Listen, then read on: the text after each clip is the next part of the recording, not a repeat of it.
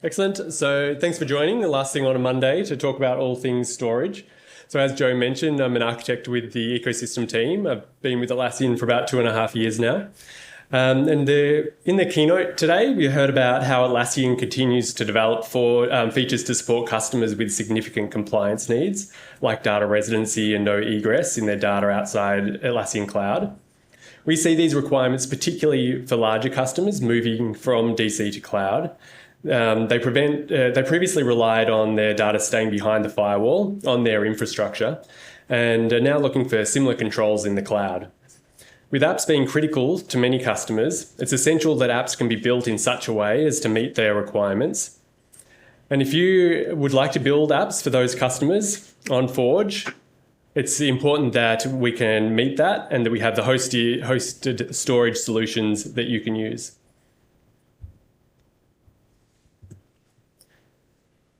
So if you've used Forge, you'll likely be familiar with Forge's key value store. With it comes APIs for encrypted storage and for defining and querying custom entities.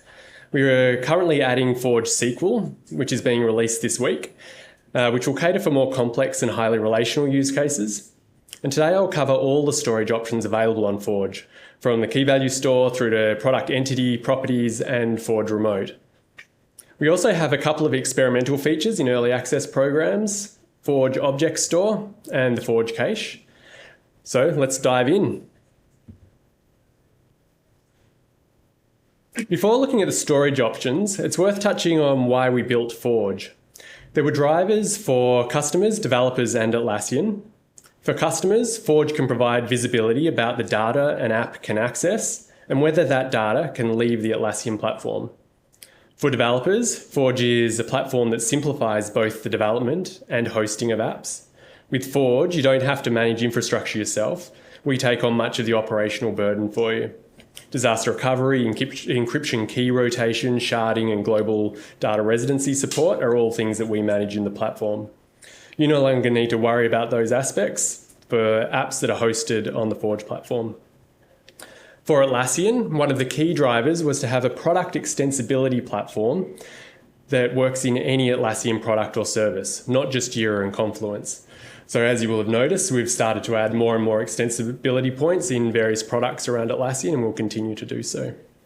So today I wanted to focus on the range of options you have for data persistence. And by the end of the talk, I hope you have the information you need to choose the best solutions for your use case.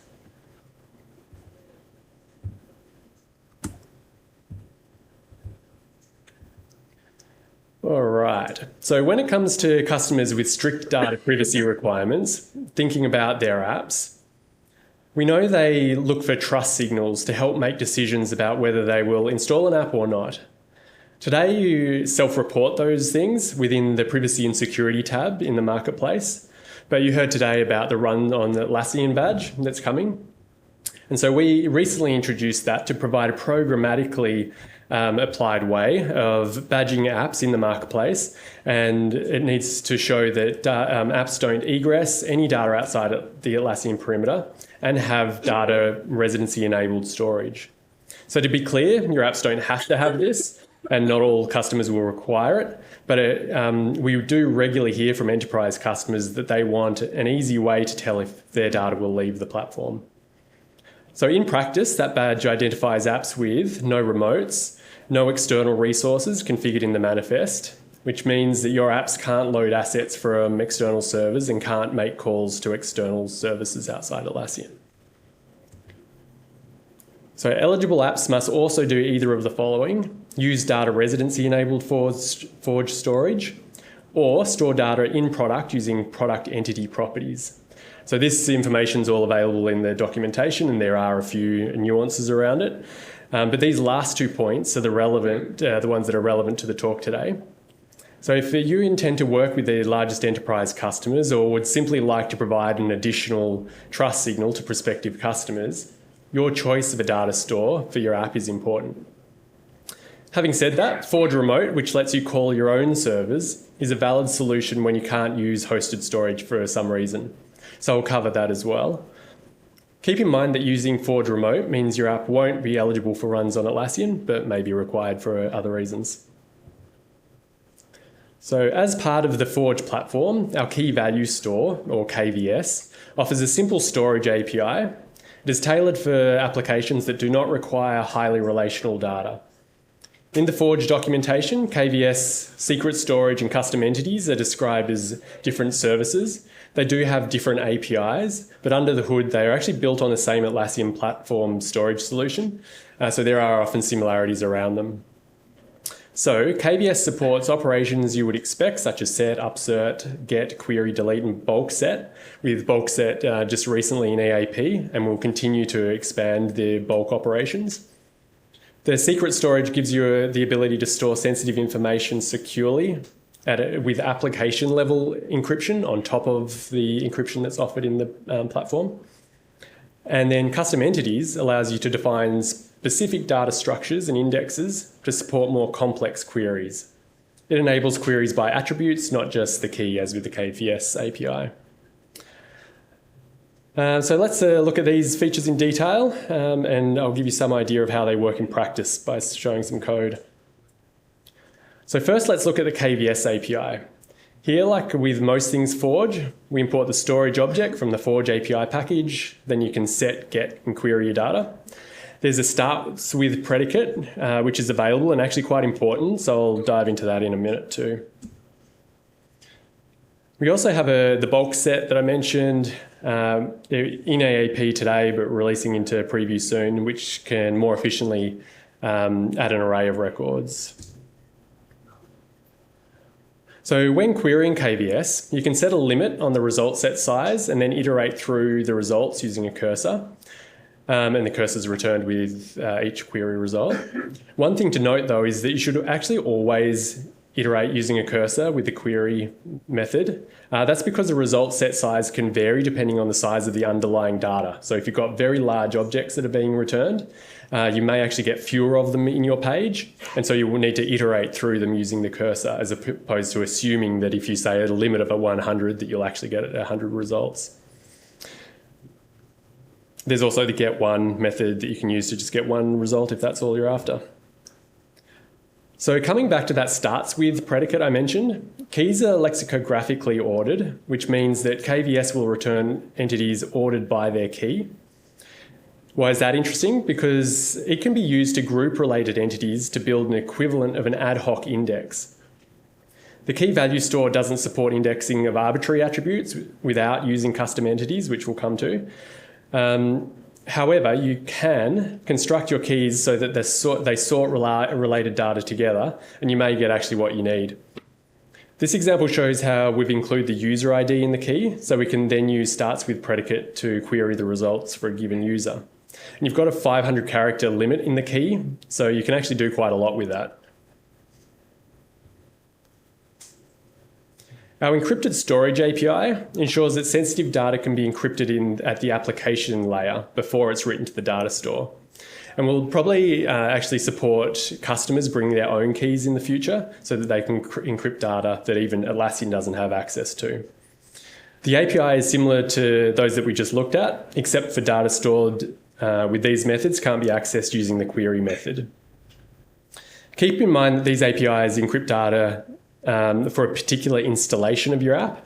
And if you need to store secrets for the app itself, like the whole app, not just an installation, then that could be something like, say, a key for a web trigger, a shared secret that you're using for a web trigger.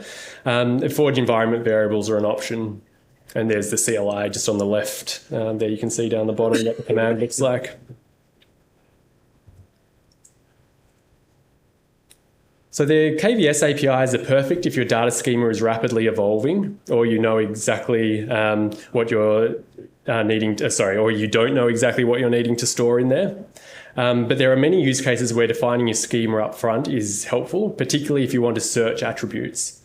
So custom entities extends the KVS to allow you to define specific data structures for each type of entity, giving you more options to efficiently query your data.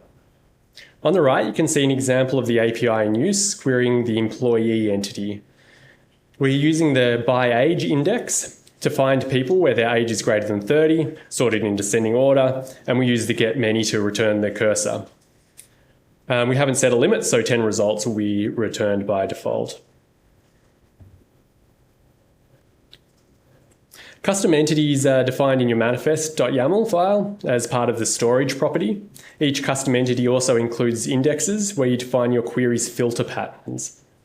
The custom entity data API enforces attribute types, so attempting to store a value whose type doesn't match what you've defined will throw an error.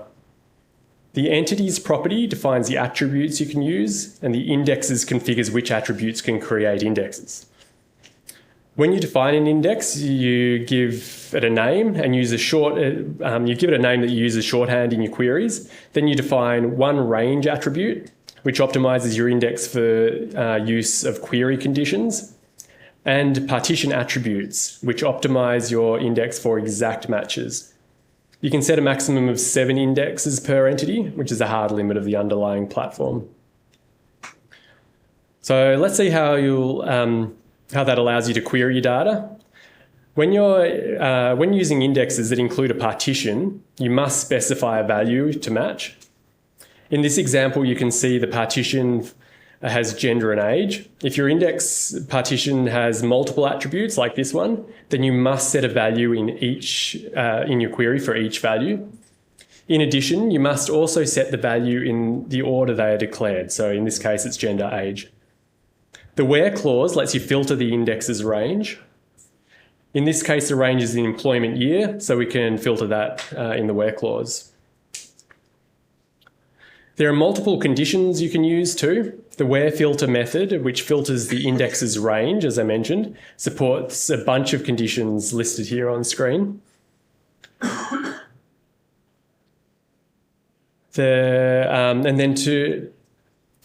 If we want to add more conditions to the query, you can also use the add filter that you can see there. You can add multiple filters, unlike the index and where, when there's only one of each. This example shows how you can chain filters together. In the example, we use the by age per gender index to find females. We define a partition on gender so we can do the exact matches there. Then we use the where method to filter the index's range on age to find those with an age greater than 30.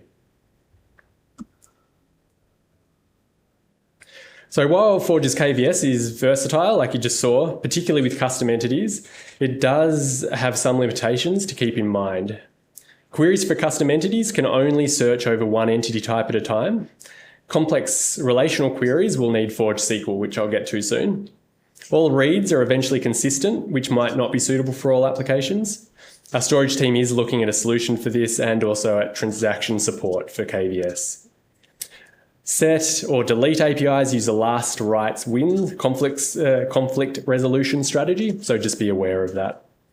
Some other data limits to be aware of are listed there at the end.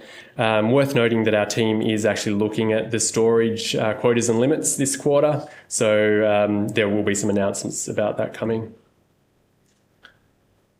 So before I continue with our newer and experimental storage offerings, I wanted to touch on Forge's data residency capabilities. Data residency refers to the ability for customers to control where data is stored in the world. This is crucial for organisations that must comply with local data protection laws or have specific requirements for data localisation. As I mentioned in the introduction, using hosted storage comes with some significant advantages that radically reduce the operational overhead compared to doing it yourself, and data residency is probably the main one of those. You can imagine running your own infrastructure in multiple regions, writing the code to migrate partitions of data between various regions is quite an undertaking.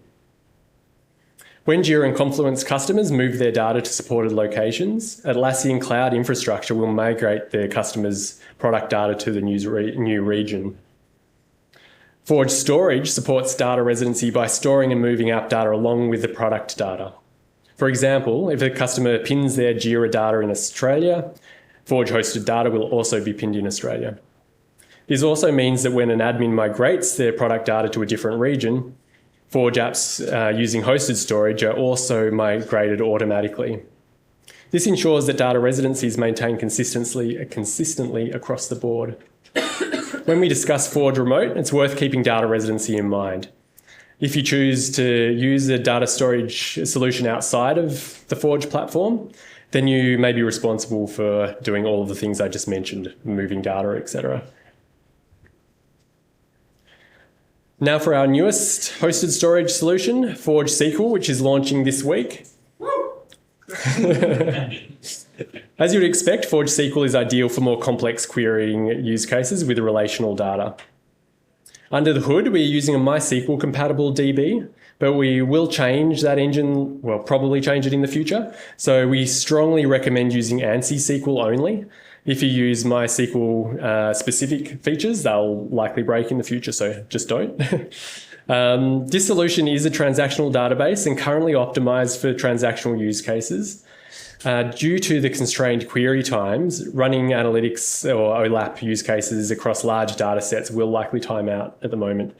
But this is a new feature for us, so we are actually really interested to hear from you about your use cases. If you are hitting timeouts and the like, what would make sense for your use case, so please do provide feedback on it.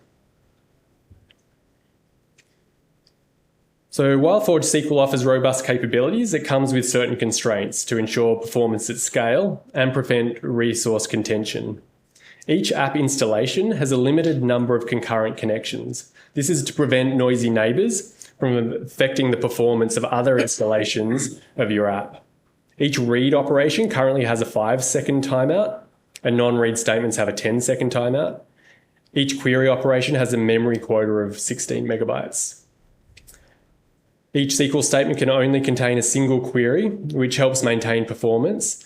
Foreign keys can be set, but constraints aren't enforced, so you can't do things like cascading deletes. To make the most of Forge SQL, consider the following best practices. So use indexes and optimize SQL statements to ensure low read latency. Slow queries that perform full complex joins or sort very large data sets, for example, will be slow and might time out and hit the memory limits. Plan for the constraints. Design your app to work within the connection and query limits. Include retries and backoffs in your code, but also log if you do hit these limits. And as I mentioned, let us know. And then as we're refreshing quotas and limits, there should be a facility to request quota increases. So to help monitor your app's database, Forge SQL provides metrics on reliability and latency, slow queries and other metrics accessible through the developer console. As an example, you can see here on the left, a summary dashboard shows successful queries, client server errors, also the query latency. On the right, a breakdown of query execution time by site and by operation. And there's a whole bunch of other dashboards in there for things like the top 10 slowest queries for a site and much more. So moving on from SQL, another option we need to talk about is product entity properties. Entity properties let your app store key value data in Jira or Confluence against an entity like an issue or a project. The app will read and write entity properties via the product's REST API, so you need to request the right OAuth scopes to perform the operations in the API. The main advantages of entity properties are that for some apps, you may not actually need a database at all, and you can build an app entirely just using front-end assets and entity properties to store the database, to store the data. Display conditions can be predicated on entity properties. So for instance, you can configure whether a web fragment will be shown in the UI based on the value of an entity property. And products have access to your properties. This means that you can enable users to write JQL that includes searches for your entity properties. I'll show this on the next slide. Keep in mind that product entity properties are intended for small data and not as flexible to query as Forge, KVS, or custom entities or SQL, but they have their place. So this example on the bottom shows how you would define an issue entity property with the key of stats in the manifest.yaml of your Forge app. This property enables JQL to search across the attributes of the data using the search alias defined.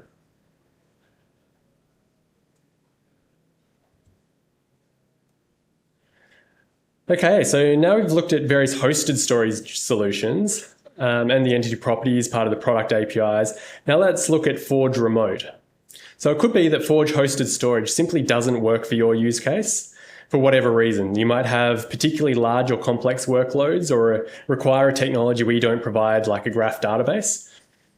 Or you might just be in the process of migrating from Connect to Forge and already have a whole bunch of customer data sitting in your own data stores. Forge Remote is our way of facilitating communication between the Atlassian platform and your remote servers hosted somewhere on the internet. Keep in mind that when you store data remotely, it is up to you to manage all aspects of that data, the protection of it, ensuring you've tested your data recovery processes, and ideally providing data residency support if you can. If you currently run Connect apps, then you're familiar with all of those processes. But for new apps, consider the various aspects of doing that yourself, and if you can, choose one of the hosted storage options. If you intend to target larger enterprise customers and intend them to adopt your app, they often have more strict compliance requirements, so if you can have the runs on Atlassian badge, all the better.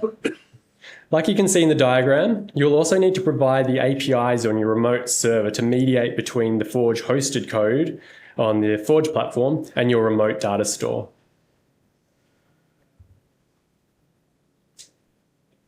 If you choose to provide data residency support for remote, it looks something like this.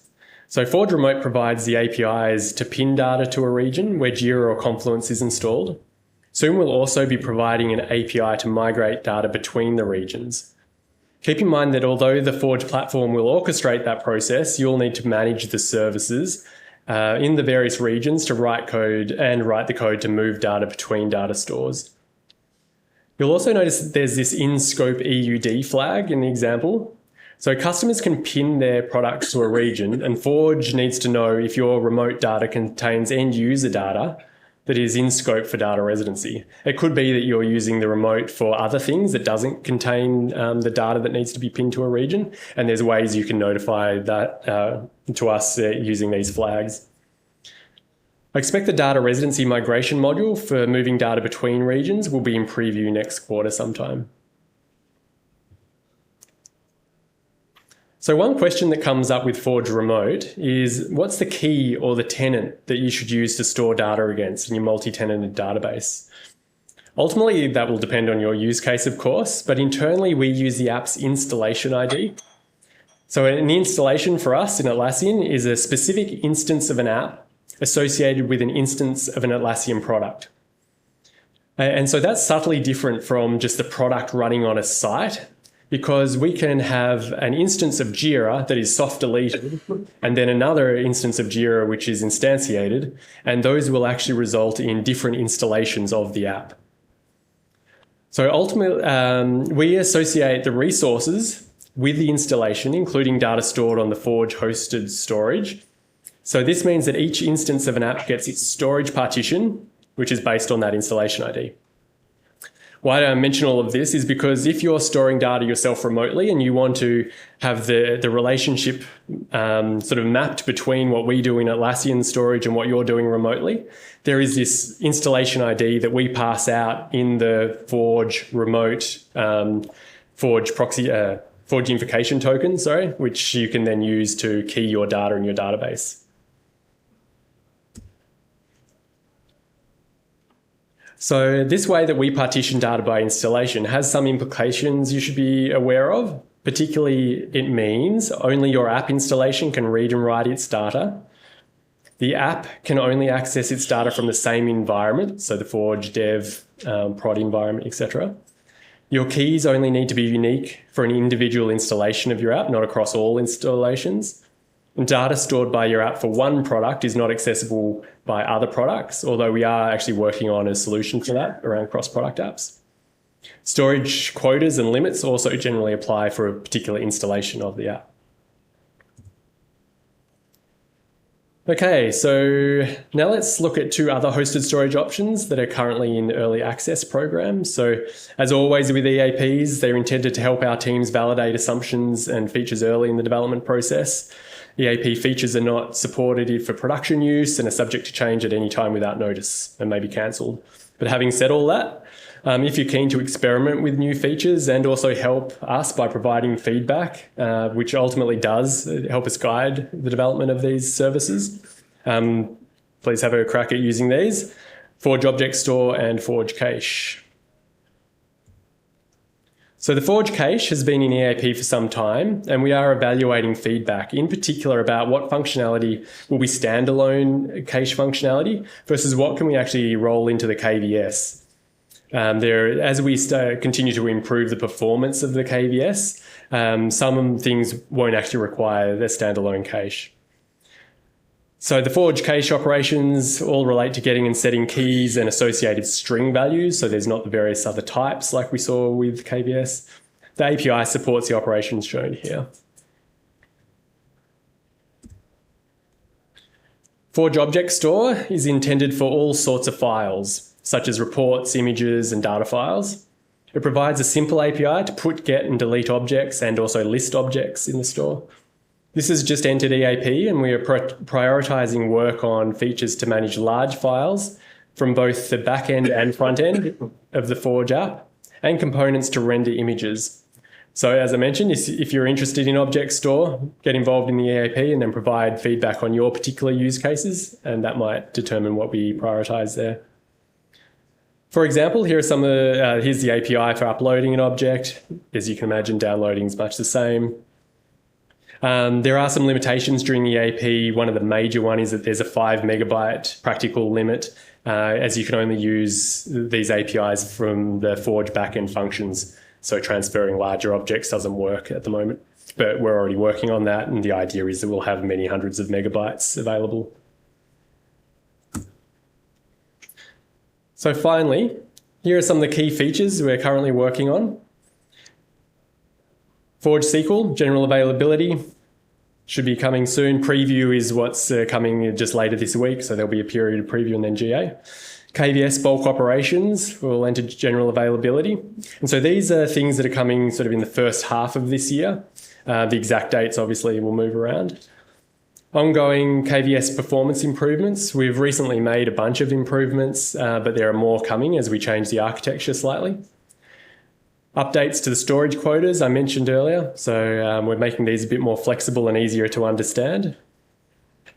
And then the KVS REST APIs for Forge Remote. At the moment, they're GraphQL APIs and a little awkward to use. Some of the error handling leaves something to be desired. So we're ensuring that there's REST APIs available with proper error codes and the like.